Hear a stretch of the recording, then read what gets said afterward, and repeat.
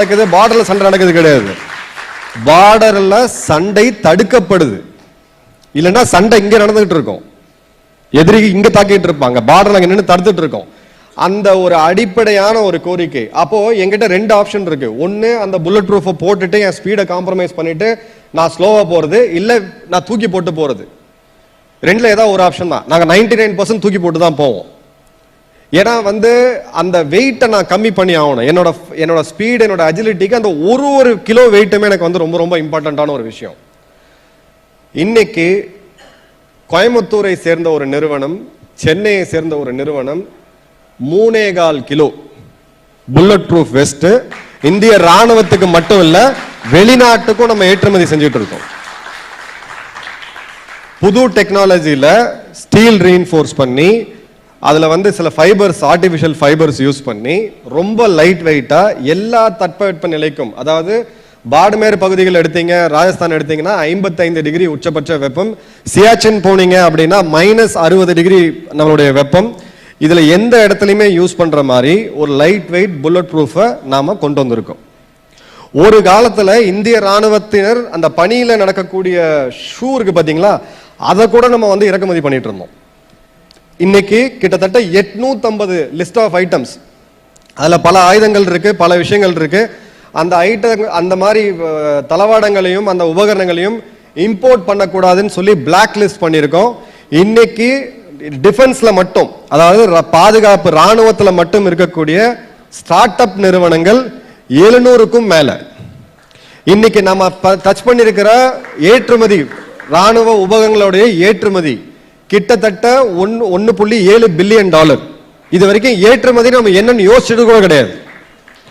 இன்னைக்கு இந்திய ராணுவத்தோட தொழில்நுட்பம், டிஃபென்ஸ் டெக்னாலஜி 5 நாடுகளுக்கு நம்ம கொடுத்துருக்கோம். இந்தியாவுடைய பிரம்மோஸ் மிசைல இன்னொரு 3-4 நாடுகள் இப்போ வாங்கணும்னு கேட்டு வாங்கணும்னு நின்றுட்டு இருக்காங்க.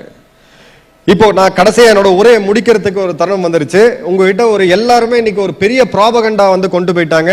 சீனா அத்துமீறி உள்ள நுழைஞ்சிட்டாங்க, சீனா எல்லை பகுதிகளை பிடிச்சிட்டு இருந்தாங்கன்னு சொல்லிட்டு யாரோ ஒருத்தர் எனக்கு ஃபோன் பண்ணி, சார் மிக முக்கியமான ஒரு இன்டர்வியூ ஒன்று போயிட்டு இருக்கு சார், தயவுசெய்து டிவி ஆன் பண்ணி பாருங்க அப்படின்னாரு. எனக்கு டிவி பார்க்கக்கூடிய அந்த ஹேபிட் கிடையாது, சார் மொபைலில் பார்த்துக்கலாம் அப்படின்னு சொல்லிட்டு நீங்கள் லிங்க் அனுப்புங்க அப்படின்னா லிங்க் அனுப்பி இது பண்ணி பார்த்தா ஒரு சைடு நம்மளுடைய நீங்க நல்லா சொல்லுவீங்க, உலக நாயகன்ல உங்க டோன்ல சொல்லுங்க, ஓகே, அவர் கமலஹாசன் ஒரு சைடு, இன்னொரு பக்கம் நம்மளுடைய எதிர்க்கட்சி எம்பி ராகுல் காந்தி அவர்கள். சரி, ரெண்டு மிகப்பெரிய அறிவாளிகள் பேசுறாங்க, என்னதான் பேசுறாங்க அப்படின்னு பார்த்து நான் கேட்கும்போது அவர் சொன்னாரு, சீனா ஒரு கிட்டத்தட்ட நான் பேசிட்டு இருக்கேன், ஒரு 2000 ஸ்கொயர் கிலோமீட்டர் பிடிச்சிட்டாங்க அப்படின்னு சொல்லிட்டு.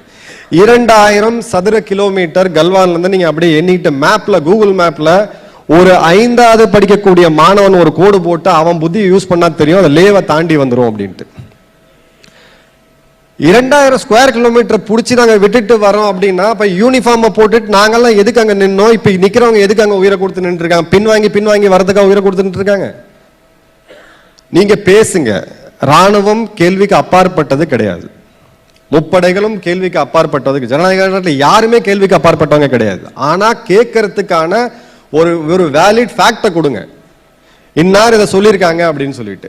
அதுக்கு கமலஹாசன் சொல்றாரு, ஆமாமா இந்த போர் முனையெல்லாம் நிறைய மாறி போச்சு, இப்பெல்லாம் இந்த ஆறுகள் எல்லாம் பாய்சன் பண்ணிடுறாங்க, கண்டாமினேட் பண்ணிடுறாங்க, இது பண்ணிடுறாங்கன்னு சொல்லிட்டு.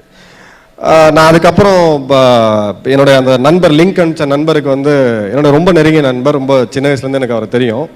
ஜென்ரலாக நான் அவ்வளோ திட்ட மாட்டேன், பட் எனக்கு ஒரு அளவு கோவம் நான் திட்டுவேன். சரி, ஏன் இதெல்லாம் கேட்டுட்டு இருக்கேன், விட்டுருப்பா, ஃப்ரீயா விட்டுருப்பானே. இல்லை 10 லட்சம் பேர் பார்க்குறாங்க, நீங்கள் தயவுசெய்து இதை பற்றி பேசுங்க. அப்புறம் யூடியூப்ல போயிட்டு இதுக்காக ஒரு வீடியோ போட வேண்டியதாக போச்சு. சைனா பிரச்சனை என்ன, அடிப்படை பிரச்சனை என்னன்றதை புரிஞ்சுக்குங்க. 47 நம்ம சுதந்திரம் வாங்கும்போது மெக்மோகன் அப்படின்ற ஒரு பிரிட்டிஷ் அதிகாரி இந்தியா இதுதான், சைனா இதுதான் சொல்லி பிரிக்கிறாரு.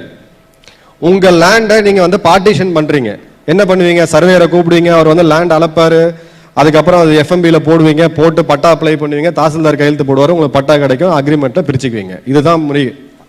மெக்மோகன் என்ன பண்ணாருன்னா, இது இந்தியா மேப் எடுத்து ஒரு கையில் ஒரு பேனா எடுத்து ஒரு கோடு போட்டு இது இந்தியா, இது சைனா அப்படின்னாரு.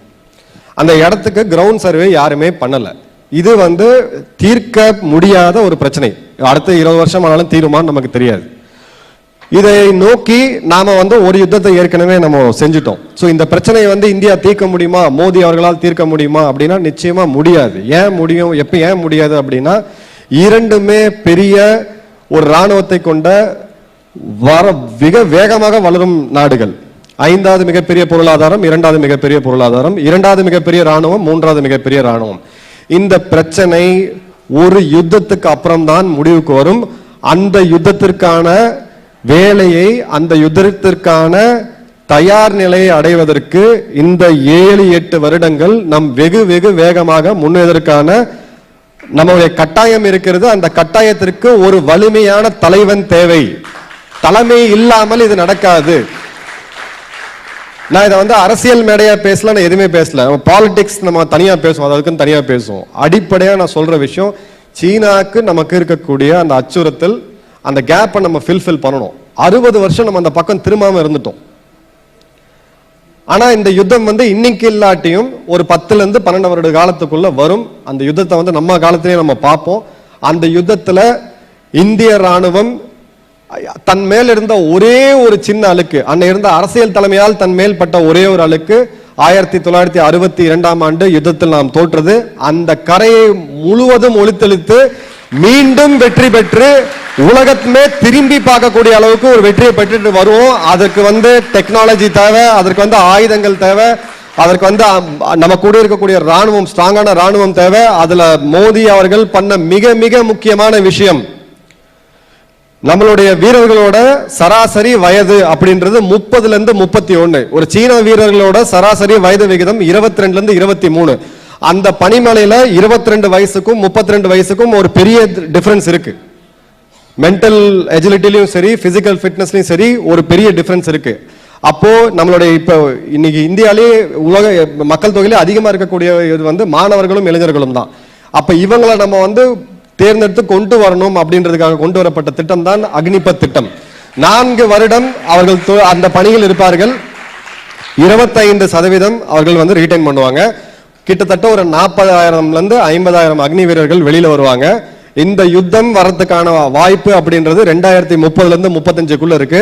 ஸோ 10 வருட காலத்துல வருஷத்துக்கு 50,000 பேர், 10 வருட காலத்துல 5 லட்சம் ராணுவ வீரர்கள் இன்னும் அடிஷனலாக நம்ம கூட தயாரா இருப்பாங்க. இதெல்லாம் வந்து இங்க அரசியல் பேசுறவங்களுக்கு புரியாது. இது தொலைநோக்கா பார்த்து இந்த இடத்துல நான் வரணும் இருக்கு. அந்த தொலைநோக்கா பார்க்கக்கூடிய வல்லமையும் அந்த ஆளுமையும் ஒரு நிச்சயமாக ஒரு ஆளுமை தேவை என்றால் அது நம்மளுடைய பாரத பிரதமர் மோடி அவர்களாக மட்டும்தான் இருக்க முடியும்.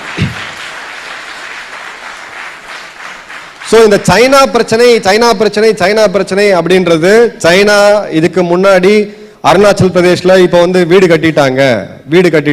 1959ஆம் ஆண்டு நம்ம இந்திய ராணுவம் அங்க சேரவே முடியாத ஒரு நிலைமையில ஐடிபிஎஃப் சொல்லக்கூடிய இண்டோ டிபெட்டியன் பார்டர் போலீஸோட 4 வீரர்கள் அந்த இடத்துல இருந்தாங்க. அதன் பிறகு ஒரு 15 வீரர்கள் எக்ஸ்ட்ராவா இருந்தாங்க. அவங்க விட்டுட்டு பின்வாங்கி வந்த இடம் தான் இன்னைக்கு சீனா வந்து அருணாச்சல்ல அந்த வில்லேஜ் அப்படின்றத கட்டியிருக்காங்க. கடைசியா நம்ம பண்ண டிப்ளாய்மெண்ட் வந்து மிரர் டிப்ளாய்மெண்ட் ஸ்ட்ராட்டஜி அப்படின்றது, நீங்க 10 பேரும் நான் 10 பேர் எடுத்து வைப்பேன். ஒரு குறிப்பிட்ட தருணத்துல என்னுடைய நெருங்கிய நண்பர் அங்க பணியில இருந்த காலத்துல என்கிட்ட சொன்னாரு, இப்போ ஒரு வருடம் முன்னாடி அவர் வந்து ஆர்மட் படைப்பிரிவுன்ற இந்த பீரங்கி டேங்க் படைப்பிரிவுல இருந்தாரு. நம்மளுடைய பீரங்கிக்கும் அவங்களுடைய பீரங்கிக்கும் லோடட் பீரங்கி இருந்த இடைவெளி வந்து 6 அடி 4 இன்ச்சு கம்மியா தான் நின்னோம் நம்ம. சோ நம்மளோட போஷர் என்ன அப்படின்றத காமிச்சிட்டோம். 62ல இருந்த இந்தியா இது கிடையாது. 62ல இருந்த அரசியல் தலைமை இது கிடையாது.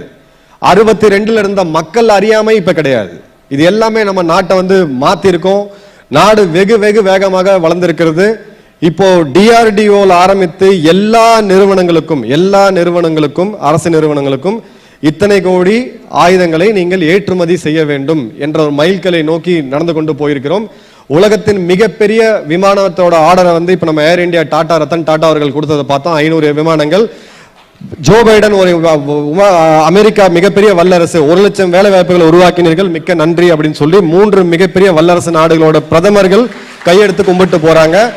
நம்ம நாட்டை இனி இந்த காலனியல் ஆதிக்கத்திலிருந்து நம்ம மைண்ட் செட்டை மாத்தி நாம வந்து முன்னேறி போயிட்டு இருக்கோம் அப்படின்றத நீங்க முதல்ல நம்புங்க. இந்த இந்த இந்த இந்த நம்பிக்கை வந்து நம்ம அடிப்படையா தேவை. இந்தியா ஒரு வீக்கான நாடு கிடையாது. இந்த பிபிசி டாக்குமெண்ட்ரியில ஒரு காலத்துல காமிப்பாங்க, தாராவியில ஆரம்பித்து ஒரு ஒரு ஒரு ஒரு ஒரு ஸ்லம்மை வந்து அப்படியே காமிச்சு அங்க இருக்கக்கூடிய வறுமையில் இருக்கக்கூடிய மக்களை காமிச்சு அப்படியே கங்கைக்கு கொண்டு போய் ஒரு அசுத்தமான ஒரு கங்கையை காமிச்சு அங்க வந்து மகுடி ஊதிட்டு இருப்பார், ஒரு பாம்பாட்டியை காமிச்சிட்டு அப்படியே கொண்டு வருவாங்க, இதுதான் இந்தியா அப்படின்னு சொல்லிட்டு. இந்த ரோட்டை விட்டு வெளியில போய் பாருங்க, இந்தியா என்ன வளர்ந்துட்டு இருக்குன்னு தெரியும். இங்க இருந்து கொஞ்சம் இன்னும் தள்ளி போய் பாருங்க, இந்தியா என்ன வளர்ந்துட்டு இருக்குன்னு தெரியும். விண்வெளி துறையில பாருங்க, இங்கே வளர்ந்துட்டு இருக்குன்னு தெரியும். உலகத்தோட இரண்டாவது மிகப்பெரிய ரோட் நெட்வொர்க்கை கொண்ட நாடு இந்தியா, மூன்றாவது மிகப்பெரிய ரயில் நெட்வொர்க் கொண்ட நாடு இந்தியா. இன்னும் வருங்காலங்கள்ல உலகத்திலே மிகப்பெரிய இரண்டாவது விமான சேவை கொண்ட நாடா இந்தியா இருக்கும்.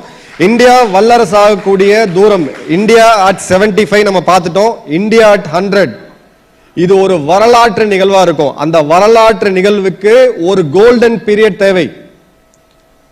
அந்த கோல்டன் பீரியட வந்து நம்ம சிவாஜி பத்தி பேசியிருக்கோம். சிவாஜி மகாராஜா அவர்கள் டைம்ல இருந்தார், ராஜராஜ சோழர் இருந்தாருன்னு சொல்லிட்டு. இன்னைக்கு மாடர்ன் டேல ஜனநாயகத்துல இந்த கோல்டன் பீரியட் அப்படின்றது மோடி அவர்களுடைய டைம் தான் கோல்டன் பீரியட். இந்த கோல்டன் பீரியட வந்து தயவு செய்து நம்ம யாரும் மிஸ் பண்ண அலோவ் பண்ணக்கூடாது. தேச பாதுகாப்பு தான் முதல்ல. என்னுடைய பேனலிஸ்ட் படித்தவர்கள் நிறைய பேர் இருக்காங்க, நம்மளோட பெட்டர் ஸ்பீக்கர்ஸ் நிறைய பேர் இருக்காங்க. அரசியல் பேசலாம், நம்ம என்ன வேணா பேசலாம். தேசம் பாதுகாப்பாக இல்லை என்றால் அரசியலும் கிடையாது, நீங்களும் கிடையாது, நாங்களும் கிடையாது. நன்றாக புரிந்து கொள்ளுங்கள். நன்றி, வணக்கம், Jayan. Kolahalas TV YouTube channel, இது வாய்மையின் எக்காலம்.